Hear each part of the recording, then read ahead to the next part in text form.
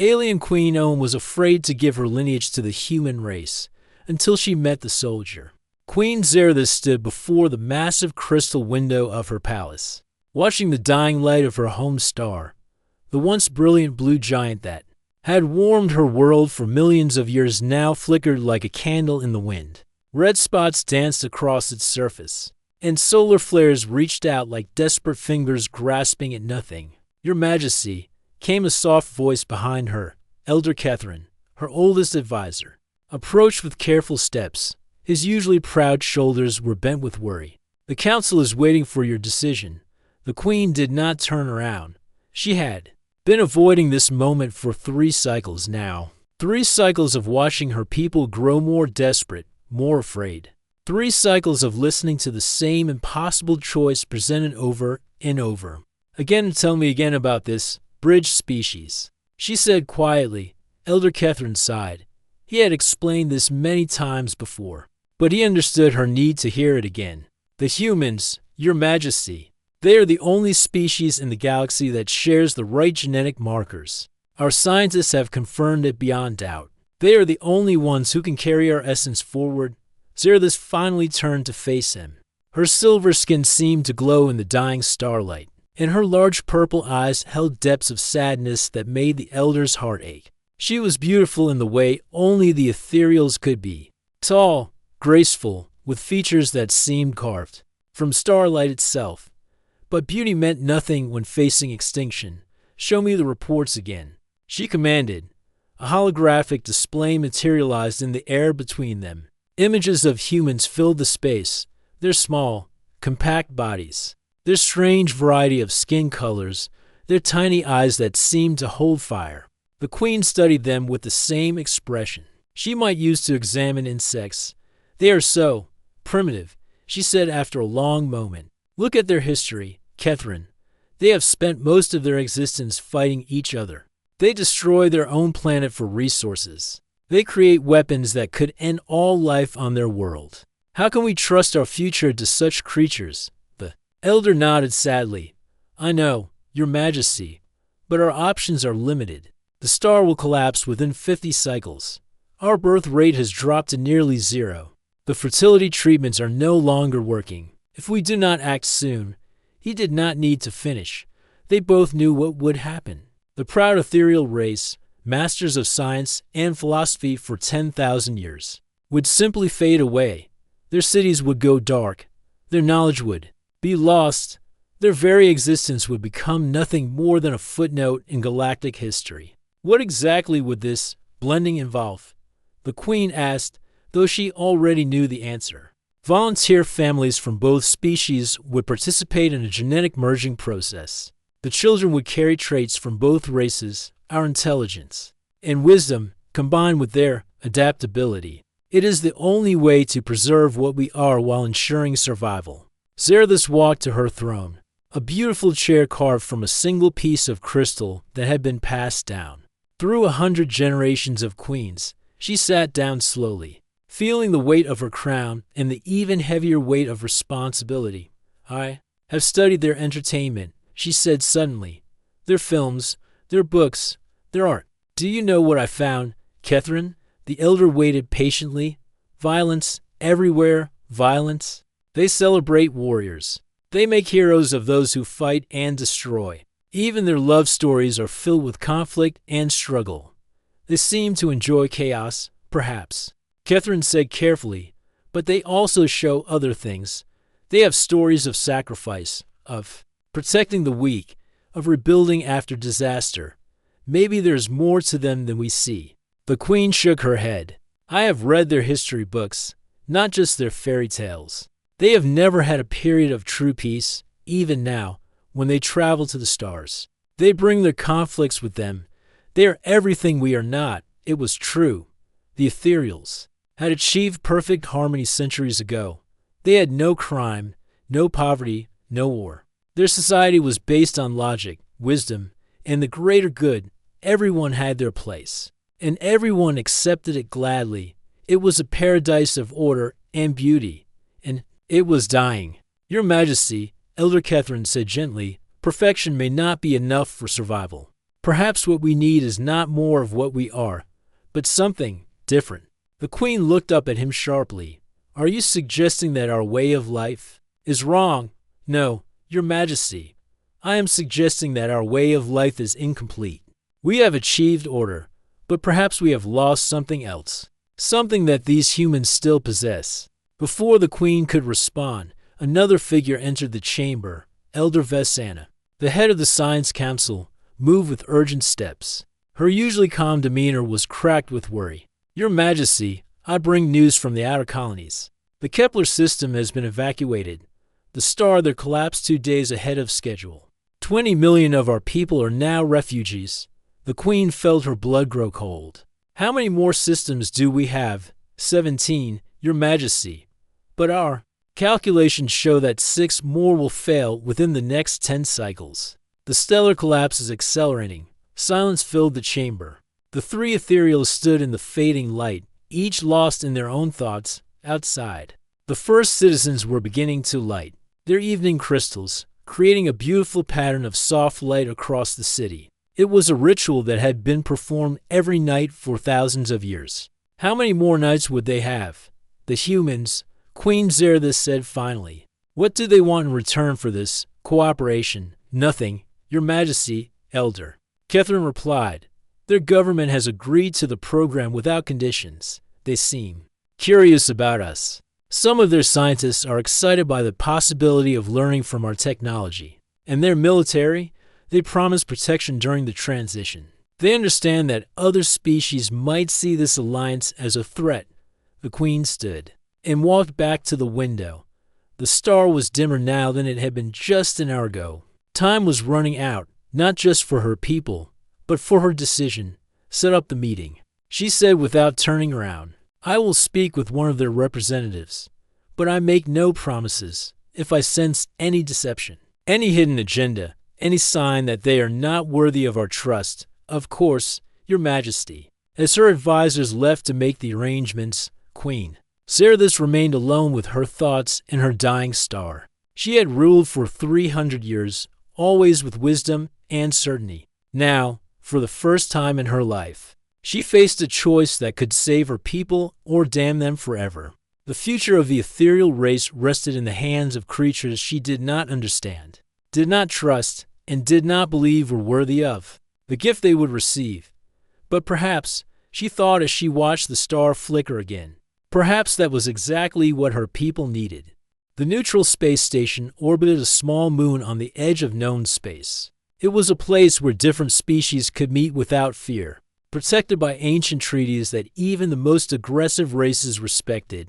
Queen Zerthis had chosen this location carefully, far from both human and ethereal territory, but close enough to escape quickly if needed. She stood in the meeting chamber with Elder Catherine and 2 royal guards. The room was simple and functional, with a round table in the center and chairs that could adjust to fit different body types. The Queen wore her formal robes, deep blue fabric that seemed to hold starlight within its folds. Her crown was smaller than usual, but still showed her royal status. Your Majesty, Elder Catherine said softly, the human representative will arrive soon. Remember, this is just a first meeting. You can leave at any time. The Queen nodded, but her hands were tightly clasped behind her back. She had been dreading this moment for days. In her mind, she had imagined meeting a typical human military leader, loud, aggressive, probably covered in scars from countless battles. Someone who would prove her worst fears about the human race. The door opened with a soft hiss. Human. Male entered, followed by 2 others in similar uniforms. The Queen's first surprise was how young he looked. She had expected someone older, more hardened by years of conflict. Instead, the man appeared to be in his early 30s, with kind brown eyes and a gentle smile. Your Majesty, he said, bowing respectfully, I am Sergeant Marcus Chen, representing the United Earth Defense Force. It is an honor to meet you. His voice was soft and calm, nothing like the harsh military tones she had expected. The Queen found herself studying his face, looking for signs of deception or hidden violence. She saw neither. Sergeant Chen, she replied formally, I am Queen Zerthus of the ethereal people, please, sit. As they took their seats, the queen noticed that Marcus's uniform was different from his companions. While the others wore standard military gear, his had additional patches and equipment that looked medical in nature. A small Red Cross symbol was visible on his sleeve. I must confess, Marcus said, settling into his chair. I was not expecting to be chosen for this mission. I am not a diplomat or a high-ranking officer. I am a combat medic. A medic? Elder Catherine asked with interest. You heal people during battles? Yes, sir. My job is to save lives, regardless of which side they are on. I have treated wounded enemies as well as my own soldiers. Life is precious, no matter where it comes from. The queen raised an eyebrow. This was not what she had expected to hear from a human soldier. And your superiors approved of this, mercy toward enemies? Marcus smiled. They more than approved, Your Majesty. It is part of our military code. We believe that showing compassion, even in war, is what separates us from true barbarism. A wounded person is not an enemy. They are simply someone who needs help. Before the queen could respond, an alarm began blaring throughout the station. Red lights flashed, and an automated voice filled the air. Medical emergency on level 7. All available medical personnel report to level 7 immediately. Marcus was on his feet instantly, his hand moving to the medical kit at his side. I have to go, he said simply. Sergeant, one of his companions said urgently, we cannot leave the queen. This meeting is too important. Marcus looked torn for a moment, then turned to Queen Zerthus. Your Majesty, I am sorry, but someone needs help. I cannot ignore that, even for diplomacy. The queen stared at him in surprise. Here was a human who was willing to abandon an important political meeting, one that could affect the future of two species, just to help a stranger. Go, she said quietly. We will come with you. Elder Catherine looked shocked. Your Majesty, it could be dangerous. If this human is willing to risk our entire negotiation to help someone, then I want to see why. They hurried through the station corridors, following Marcus as he moved with purpose and confidence. The queen found herself almost running to keep up with his quick pace. When they reached level 7, they found a crowd gathered around a small figure on the floor. It was a child, not human, but a young Zephyrian with blue skin and delicate features. The child was unconscious, and a pool of green blood was spreading beneath him. His parents knelt beside him, crying and speaking in their native language. Marcus immediately dropped to his knees beside the child, his hands moving quickly to examine the wound. Punctured lung, he said to himself, then looked up at the parents. I can help him, but I need you to stay calm. The Zephyrian parents did not understand his words, but his tone was so gentle and reassuring that they nodded and stepped back slightly. Marcus opened his medical kit and began working with smooth, practiced movements. The queen watched in fascination. She had expected to see rough, military-style first aid. Instead, Marcus worked with the precision of a skilled surgeon and the gentleness of a caring parent. He spoke softly to the unconscious child as he worked, as if his voice alone could provide comfort. There we go, little one, Marcus whispered as he sealed the wound with a medical device. You are going to be fine. Your parents love you very much, and they were very scared. But you are safe now. The child's breathing steadied, and his eyes fluttered open when he saw Marcus leaning over him instead of fear. The child smiled weakly. Marcus smiled back and gently touched the child's forehead. Rest now, Marcus said. The station medics will take good care of you. As the station medical team arrived to transport the child to the infirmary, the Zephyrian parents approached Marcus. Through tears of gratitude, they spoke in broken English. Thank you, human. You saved our son. We never forget. Marcus simply nodded and patted the father's shoulder. Any parent would do the same for their child. The queen stood in silence, watching this exchange. She had seen Marcus abandon protocol, ignore potential danger, and risk an important diplomatic mission, all to save the life of a child he had never met before. The parents were not his people, the child was not his responsibility, and there was no reward for his actions. Yet he had acted without hesitation. As they walked back to the meeting room, Elder Catherine whispered to the Queen, "Your Majesty, did you see how naturally he moved to help? How gently he spoke to the child?" The Queen nodded slowly. "I saw." And the parents, they trusted him immediately, even though he was a stranger. "Yes," the Queen said thoughtfully. "They did." When they resumed their seats, Marcus looked embarrassed. "I apologize, Your Majesty. That was not very professional of me." Queen Zerthis studied his face for a long moment. "Sergeant Chen, why did you choose to become a medic instead of a regular soldier?" Marcus considered the question. "When I was a boy, my grandmother told me something I never forgot. She said that anyone can learn to destroy, but it takes special people to learn to heal. She said that in a universe full of darkness, the most important thing we can do is bring light wherever we go. And you believe this?" "With all my heart, Your Majesty. I have seen enough destruction to last a lifetime. I would rather spend my days saving lives than taking them." The Queen leaned back in her chair, her mind racing. This was not the human she had expected to meet. This was not the violent, primitive creature she had imagined. This was something else entirely, something that made her question everything she thought she knew about the human race. "Tell me about your people, Sergeant Chen," she said finally. "Tell me who you really are." Over the next several days, Queen Zerthis found herself returning to the neutral station again and again. Each meeting with Sergeant Marcus Chen was supposed to be brief and formal, but they kept extending longer than planned. The Queen told herself it was just diplomatic necessity, but deep down, she knew it was something else. She was curious. "Your Majesty," Elder Catherine said as they prepared for their fourth meeting, "the Council is growing impatient. They want to know if you have made a decision about the alliance." The Queen adjusted her robes and checked her appearance in the mirror. Today she had chosen simpler clothing, still royal, but less intimidating. "Tell the Council that important decisions cannot be rushed. I am still gathering information." "Of course, Your Majesty. But may I ask, what kind of information?"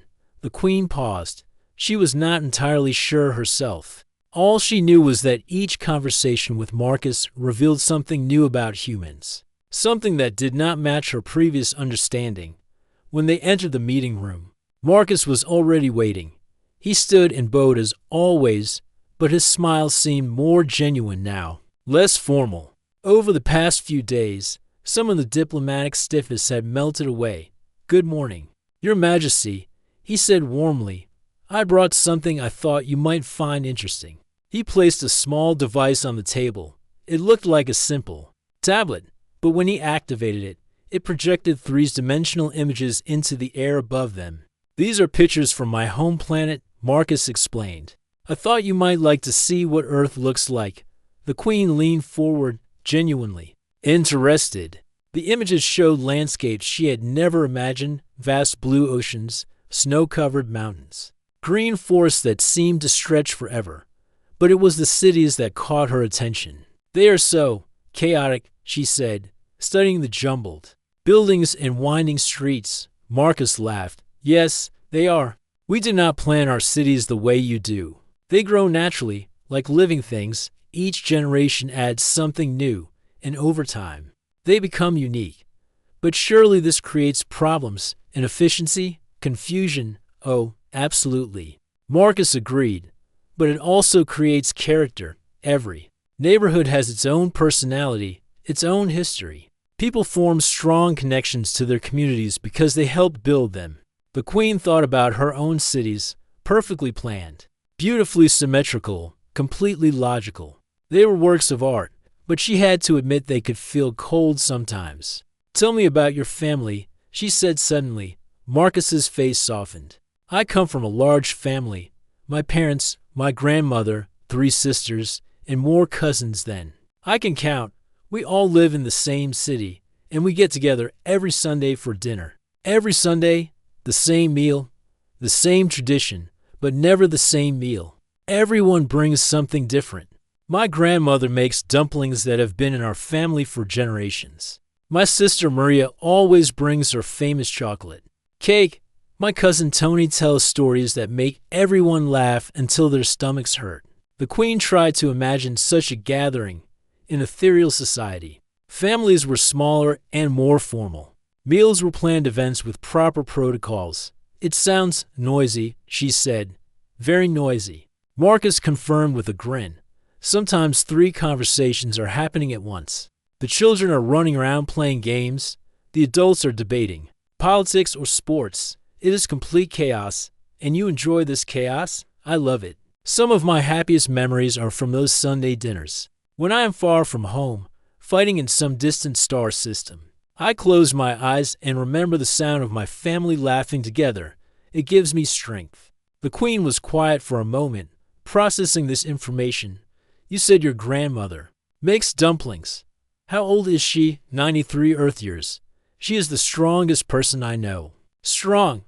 But surely at that age, Marcus shook his head. Not physically strong, though she is pretty tough for her age. I mean strong in spirit. She came to our country as a refugee when she was young. She had nothing, no money, no friends, could barely speak the language. But she never gave up. What happened to her?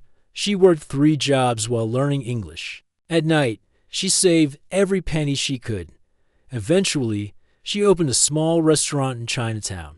It was barely bigger than this room, but she poured her heart into it. She treated every customer like family. The Queen found herself leaning forward, drawn into the story. And the restaurant was successful? It was more than successful. It became the heart of the community. People did not just come for the food. They came because my grandmother made them feel welcome. She remembered everyone's names, asked about their families, celebrated their good news, and comforted them during hard times. She sounds remarkable. She is. But the amazing thing is, she is not unique. Earth is full of people like her, people who face impossible situations and find ways to not just survive, but to make things better for others. The Queen considered this. Your grandmother lost everything and had to start over. That must have been very difficult. It was. She told me once that there were nights when she cried herself to sleep, wondering if she had made a terrible mistake. But then she would get up the next morning and try again. She said hope is not about believing everything will be easy. It is about believing that even when things are hard, they can still get better. Hope, the Queen repeated thoughtfully. We ethereals plan for the future, but we do not often speak of hope. We prefer certainty. But certainty is not always possible, Marcus said gently. Sometimes you have to take action even when you cannot see the outcome. My grandmother taught me that taking a risk to help someone else is never really a risk at all. What do you mean? She used to say that when you help someone, you always get something back, even if it is just the knowledge that you made someone's day a little brighter. She said that is how communities are built, one small act of kindness at a time. The Queen thought about her own people, logical, efficient, but perhaps lacking in this simple human quality of reaching out to others. Sergeant Chen, she said slowly, I have studied your species' history. You have had many conflicts, many periods of suffering. How do you maintain this optimism? Marcus was quiet for a moment, choosing his words carefully. I think it is because we have learned that darkness is temporary, but the connections we make with each other are permanent. My grandmother survived terrible hardships, but she also experienced incredible kindness from strangers who helped her. Along the way, she never forgot that kindness, and she spent her life passing it on. But surely not all humans are like your grandmother. No, Marcus admitted. We have our share of selfish people, cruel people, people who only think about themselves. But I have learned something important in my years as a medic. What is that? Even the worst person can surprise you. I have seen enemies risk their lives to save each other. I have seen hardened soldiers cry over wounded children. I have seen entire communities come together to help strangers in need. Humans are complicated, Your Majesty, but at our core, most of us want the same things: to be safe, to be loved, and to feel like our lives matter. The Queen stood and walked to the window, looking out at the stars. My people have achieved great things through logic and planning. We have eliminated poverty, crime, and conflict. We have built a perfect society. That is truly impressive, Marcus said sincerely. But perhaps, the Queen continued, we have eliminated something else as well, something that your grandmother possessed, something that makes you run toward danger to help a stranger's child. She turned back to face him. We call it the chaos of emotion. But maybe it is really the spark of life itself. Marcus smiled. Your Majesty, I think your people and mine have different gifts. Maybe together, we could create something neither of us could achieve alone. For the first time since their meetings began, Queen Zerthis found herself truly considering that possibility. Perhaps the answer to her people's survival was not about finding worthy guardians for their legacy, but about discovering what they could learn from each other. Tell me more about hope. Sergeant Chen, she said, returning to her seat. I am beginning to understand why your species refuses to give up, even when everything seems impossible.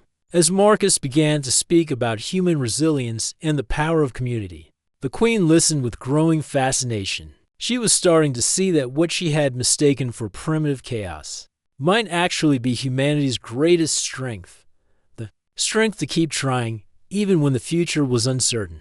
The seventh meeting between Queen Zerthis and Sergeant Marcus Chen was supposed to be their final formal discussion. The Queen had almost made her decision about the alliance, leaning toward accepting the human offer for the first time since the negotiations began.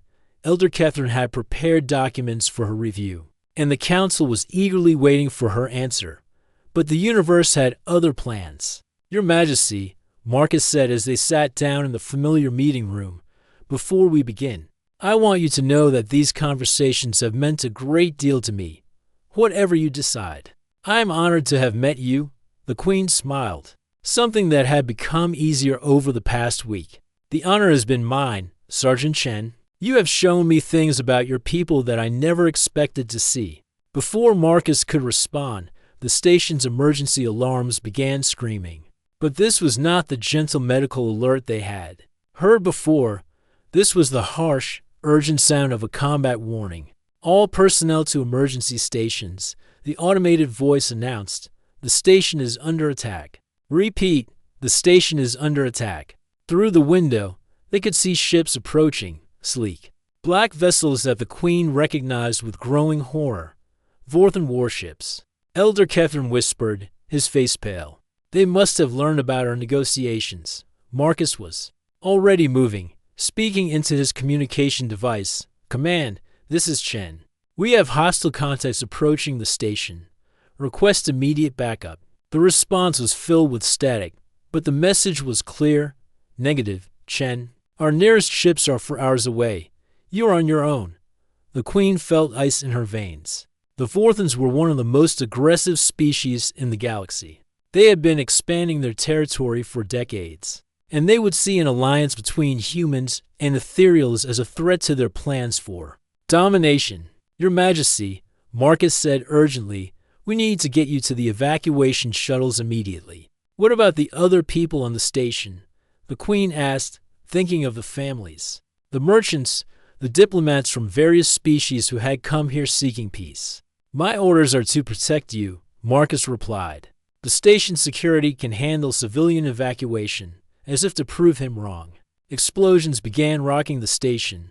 The lights flickered, and through the window, they could see that several sections were already damaged. Emergency shuttles were launching, but some were being targeted by the Vorthan fighters. The evacuation is not working, Elder Catherine said, watching the chaos outside.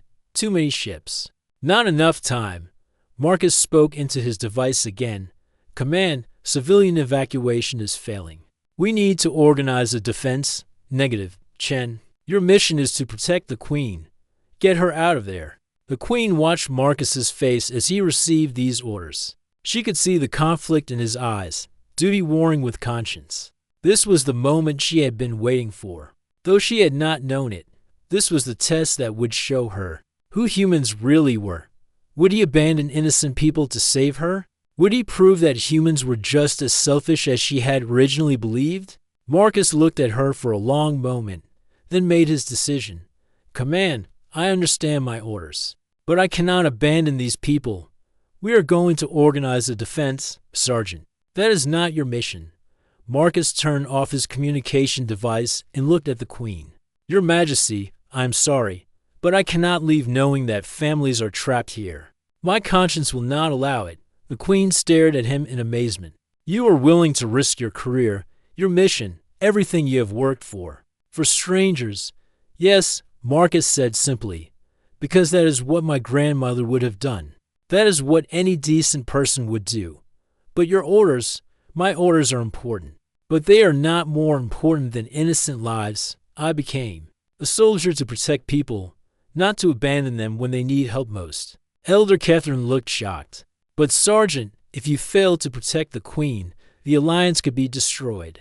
The future of both our species, Marcus nodded gravely. I understand the stakes, Elder. But I also understand that an alliance built on the sacrifice of innocent people would not be worth having. The Queen felt something shift inside her chest, a feeling she had not experienced in centuries. It was admiration, pure and simple. Here was a human who was willing to risk everything for people he had never met, simply because it was the right thing to do. What do you need from us? She asked. Marcus looked surprised. Your Majesty, you said you are organizing a defense. What do you need from us to help? You should evacuate while there is still time. No, the Queen said firmly. If you are staying to help these people, then so am I. What can we do? Marcus studied her face, seeing the determination there. The station's defense systems are automated, but they need someone to coordinate them. Your people are skilled with technology. Elder Catherine can handle that, the Queen said. What else? We need to get the civilians to the most protected areas of the station. The central core has the strongest shields. I know this station's layout. The Queen said, I can help guide people to safety for the next 2 hours. They worked together in a way that would have been impossible to imagine. Just days before, Marcus coordinated the defense, using his military training to organize the few security personnel available. Elder Catherine worked with the station's computer systems, maximizing the power of the defensive shields and weapons, and Queen Zerthis did something she had never done before. She worked alongside common people, helping families find safety, carrying injured civilians to the medical bay, offering comfort to frightened children.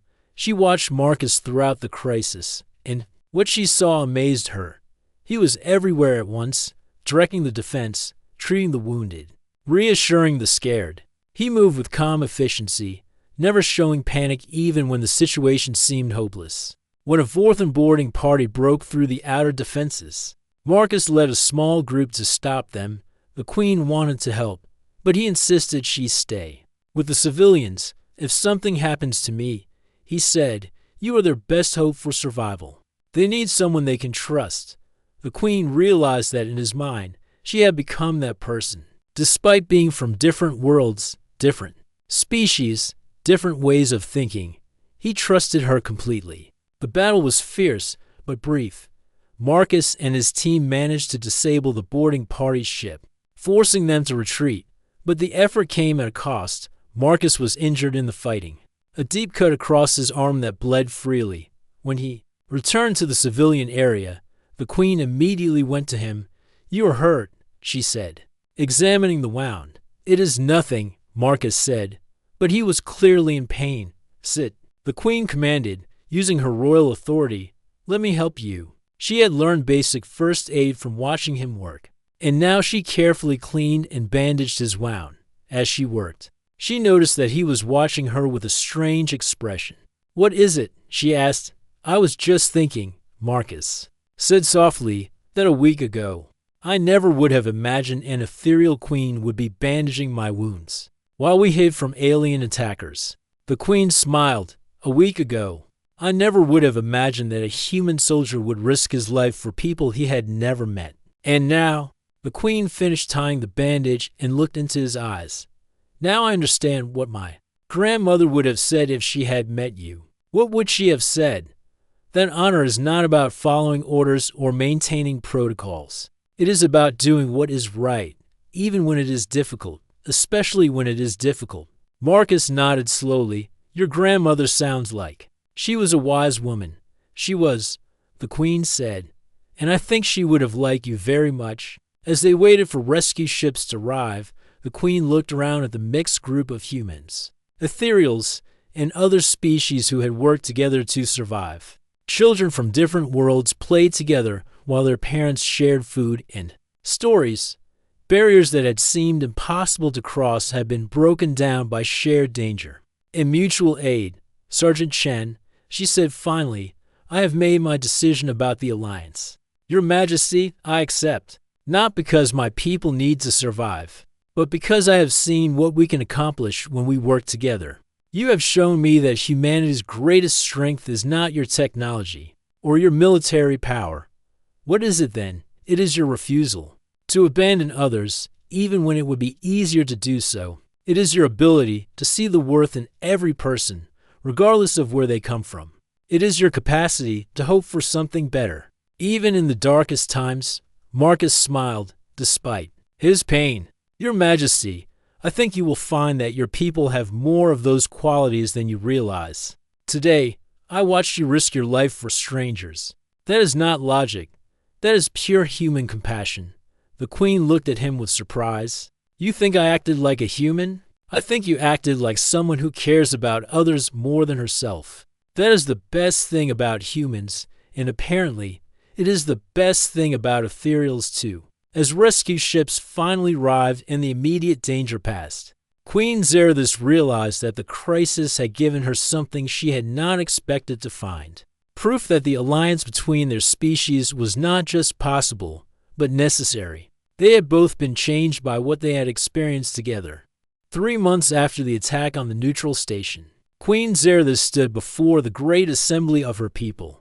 The massive crystal hall was filled with thousands of ethereals, scientists, philosophers, artists, and common citizens who had come to hear their queen's final decision about the future of their race. The dying star outside cast its fading light through the transparent walls, reminding everyone present of the urgency of their situation. Several more star systems had collapsed since the queen's meetings with Sergeant Marcus Chen and refugee ships continued to arrive daily. Elder Kefren stood beside the queen's podium, holding the formal alliance documents that had been negotiated over the past months. But the queen knew that papers and signatures were not what mattered most today. What mattered was helping her people understand the choice they faced. "My fellow ethereals," she began, her voice carrying clearly through the vast hall, "we stand at a crossroads unlike any our species has faced in 10,000 years. Today, I will tell you not just what I have decided, but why." A murmur ran through the crowd. The queen's meetings with the human representative had been the subject of much discussion, and opinions were divided. When I first learned of the humans, I saw them as primitive, chaotic, and violent. I studied their history and found endless conflicts. I examined their societies and saw disorder where we value harmony. I believe that entrusting our future to such beings would be the end of everything noble about our civilization. Many heads nodded in agreement. These were the concerns that had been voiced in countless debates throughout their worlds. "I was wrong," the queen said simply. The hall fell silent. "I was wrong not because humans are perfect, but because I failed to understand what their imperfections actually represent. What I mistook for weakness is actually their greatest strength." On the great display screens around the hall, images appeared, pictures from Marcus's homeworld. Scenes of human communities, families gathered around dinner tables, neighbors, helping each other after disasters. "I want to tell you about a human grandmother," the queen continued, "who lost everything and had to start her life over in a strange land. She could have become bitter, could have focused only on her own survival. Instead, she built a restaurant that became the heart of her community, a place where strangers became family." She paused, looking out at the sea of faces before her. This woman embodied something that we ethereals have forgotten in our pursuit of perfection: the power of hope over certainty, compassion over logic, connection over efficiency. A voice called out from the assembly, "But Your Majesty, our logic and efficiency are what build our great civilization." "Yes," the queen agreed, "and they are gifts worth preserving. But civilization without heart is just a beautiful machine." And machines do not adapt when circumstances change, they break. More images appeared, Marcus treating the injured child on the station. Humans and ethereals working together during the crisis. Rescue ships from a dozen different species arriving. To help, I watched a human soldier abandon his orders to save strangers. I watched him risk his life for people he owed nothing to, simply because he believed that every life has value, and in that moment, I understood something profound. The Queen's voice grew stronger, more passionate. Our species is dying not just because our stars are failing, but because we have become too perfect, too controlled, too afraid to take risks for others. We have eliminated chaos, but we have also eliminated the spark that drives growth, change, and renewal. Elder Vesana stood up in the assembly. Your Majesty, are you suggesting that our way of life is inferior to human chaos? No, Elder Vesana. I am suggesting that our way of life is incomplete. We have wisdom, but humans have something we have lost, the courage to reach out to others, even when it is difficult or dangerous. The Queen gestured to the screens, which now showed the proposed colony worlds where humans and ethereals would live together. The alliance I am proposing is not about survival alone. It is about evolution. It is about creating something neither species could achieve separately. A civilization that combines ethereal wisdom with human compassion. Our planning with their adaptability. Our knowledge with their hope. A young ethereal scientist stood up. Your Majesty, how can we be sure that humans will not eventually dominate or corrupt our culture? The Queen smiled, remembering a similar question she had asked Marcus weeks ago. Because I have seen their character tested under pressure.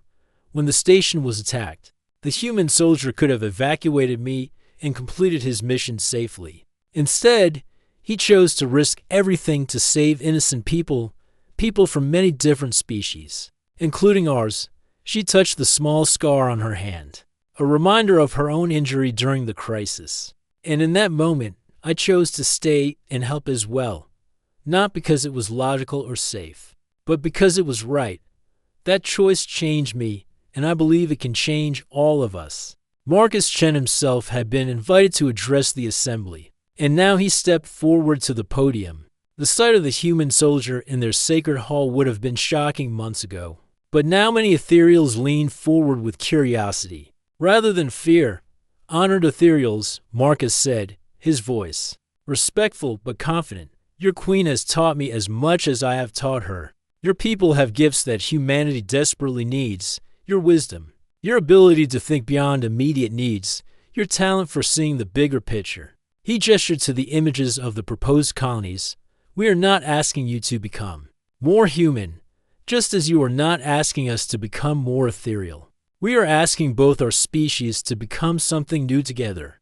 The children born from this alliance will have the best of both worlds, your logic and our intuition, your planning and our adaptability, your knowledge and our determination. An elderly ethereal philosopher raised his hand. Young human, what guarantee do we have that this alliance will succeed? What if our differences are too great to overcome? Marcus smiled, the same gentle expression the Queen had learned to recognize. Honored elder, I cannot guarantee success, but I can guarantee that if we do not try, both our species will lose something precious. You will lose the chance to see your wisdom planted in new soil, and we will lose the chance to learn from the greatest teachers in the galaxy. He looked directly at the Queen. Your Queen took a risk when she agreed to meet with me. She took another risk when she stayed to help during the crisis. Every great step forward requires someone to take the first step into the unknown. The Queen stepped forward again. My people, I have made my decision. The formal documents have been signed. The first colony ships will launch within the year. But this alliance will only succeed if it is built on willing participation, not royal decree. She looked out at the thousands of faces before her. I am asking for volunteers, families who are willing to be pioneers, scientists who want to explore new possibilities, teachers who wish to share our knowledge while learning new ways of thinking. No one will be forced to participate. To the Queen's amazement, hands began rising throughout the hall. Young families, curious scientists, brave individuals who were inspired by the possibility of something new. Elder Catherine stepped forward with the final count. Your Majesty, we have over 10,000 volunteers for the first wave of colonies. The Queen felt tears in her eyes, an emotion she had rarely allowed herself to show in public. Then it is decided. We go forward together, not as rulers and subjects, not as separate species clinging to old ways, but as partners building something that has never existed before. As the assembly dispersed, many ethereals approached Marcus to ask questions, to shake his hand, to thank him for opening their queen's eyes to new possibilities. The queen watched these interactions with deep satisfaction. Marcus approached her as the hall emptied. Your Majesty, I have a message from my grandmother. She wanted me to tell you that she is proud to welcome the ethereal people as family. The queen smiled. And I have a message for her. Tell her that her grandson has helped save the species by teaching us that wisdom without compassion is just cleverness, and that hope is not foolishness. It is the foundation of all progress. Later that evening, as the queen stood once again at her crystal window watching the dying star, she felt something she had not experienced in centuries, excitement about the future. The star would still collapse. Her homeworld would still need to be evacuated. But her people would not simply survive. They would grow, change, and become part of something larger than themselves. She thought about Marcus's grandmother, who had started over with nothing but hope and determination. She thought about the children who would be born in the new colonies, carrying the gifts of both species forward into an unknown but promising future. The ethereal race was not ending. It was transforming, guided by the unexpected wisdom of a species that had never forgotten the most important lesson of all, that taking care of others is not a weakness, but the greatest strength any civilization can possess. Outside her window, the dying star flickered one more time, but the queen was no longer watching it. She was looking at the stars beyond, the ones that would light the way to their new home. Among the humans, their new partners in the grand adventure of existence.